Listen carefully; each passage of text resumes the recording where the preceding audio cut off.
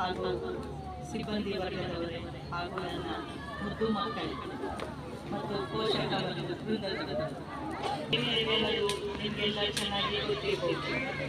ಈ ಕ್ರೆಸೆಂಟ್ ಶಾಲೆ ಬಗ್ಗೆ ಒಂದೆರಡು ನುಡಿಯನ್ನು ನುಡಿಯಕ್ಕೆ ಇಷ್ಟಪಡ್ತೇನೆ. ಈ ಕ್ರೆಸೆಂಟ್ ಸ್ಕೂಲು 2006ರಲ್ಲಿ ಪ್ರಾರಂಭವಾಗಿ ಹಂತವಾಗಿ ಬೆಳೆದು ಬಂದಿದೆ.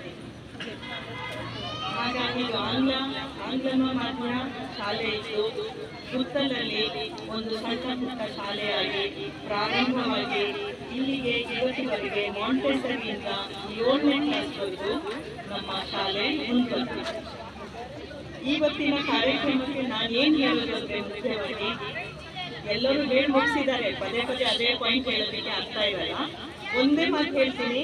ನಾನು ನೋಡಿದ ಹಾಗೆ ಇವತ್ತು ಎಲ್ಲ ಮಕ್ಕಳು ಅಪ್ಪ ಹಿಂದೆ ಕೂತ್ರು ಸರಿ ಗಾಡಿಯಲ್ಲಿ, ಅಮ್ಮನ ಹಿಂದೆ ಕೂತ್ರು ಸರಿ, ಉಲ್ಟಾ ಕೂತ್ಕೊಂಡು ಗಾಡಿ ಓಡಿಸ್ತಾ ಇರ್ತಾರೆ. ಮಕ್ಕಳು ಮೊಬೈಲ್ ಇಟ್ಕೊಂಡು ಮೊಬೈಲಲ್ಲಿ ನೋಡ್ತಾ ಇರ್ತಾರೆ. ಅವ್ರು ಏನು ನೋಡ್ತಾರೆ ಏನೋ ದೇವ್ರಿಗೆ ಗೊತ್ತು. ಅವ್ರವ್ರು ಅಳತೆ ಪ್ರಕಾರ ನೋಡ್ತಾ ಇರ್ತಾರೆ. ಹೆಲ್ತ್ ಈಸ್ ವೆಲ್ತ್, ಇದು ತುಂಬ ಅಗತ್ಯ. ಇವತ್ತಿನ ಮಕ್ಕಳು ನೋಡಿ, ಓದೋದನ್ನ ಬಿಟ್ಟು ಜಾಸ್ತಿ ಮೊಬೈಲಲ್ಲಿಟ್ಟು ಕನ್ನಡಕ ಹಾಕೊಳ್ಳುವಂಥ ಮಕ್ಕಳು ಜಾಸ್ತಿ ಇದ್ದಾರೆ.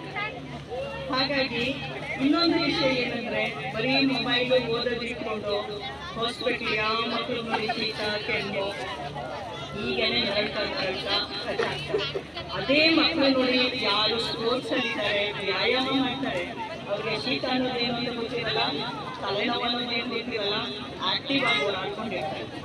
ನಾನು ಏನು ಹೇಳೋದಂದ್ರೆ, ನಾನು ಬಾಲ್ಯದಿಂದ ಇದೇ ಶುಗರ್ ಟೌನಲ್ಲಿ ಬೆಳೆದು ಬಂದವಳು. ನಮ್ಮ ಪೂರ್ತಿ ಫ್ಯಾಮಿಲಿ ನಮ್ಮ ಡ್ಯಾಡಿ ಒಳ್ಳೆ ಸ್ಪೋರ್ಟ್ಸ್ಮನ್ನಾಗಿದ್ರು.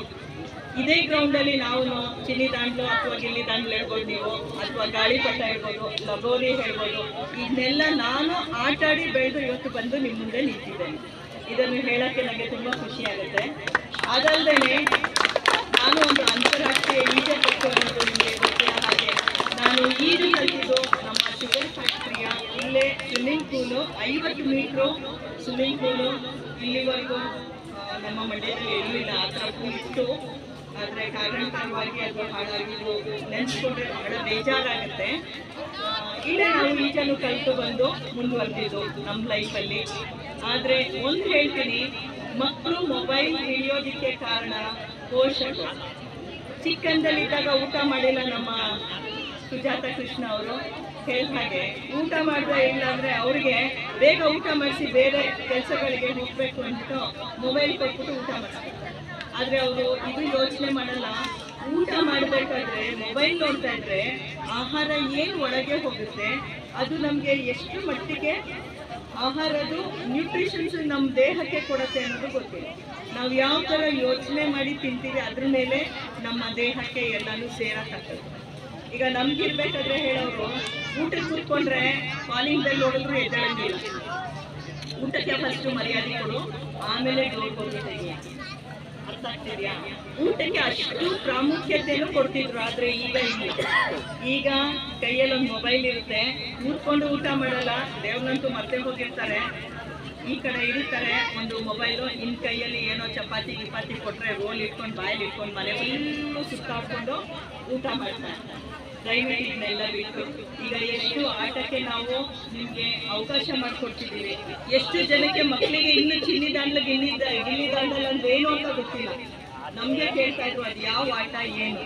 ಇವತ್ತು ಪೋಷಕರಿದ್ದಾರೆ, ಅವರು ನಿಮಗೆ ತೋರಿಸ್ತಾರೆ ಅವರು ಆಟ ಆಡಿರೋ ಆಟನ ಅವರು ಬಾಲ್ಯದಲ್ಲಿ.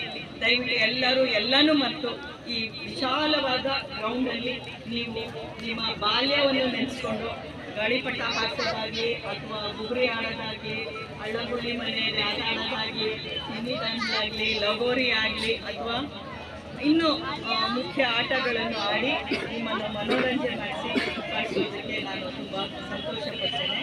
ಈ ಎರಡು ಮಾತು ಮಾತಾಡೋದಕ್ಕೆ ಕೊಟ್ಟಿದ್ದಕ್ಕೆ ಧನ್ಯವಾದ.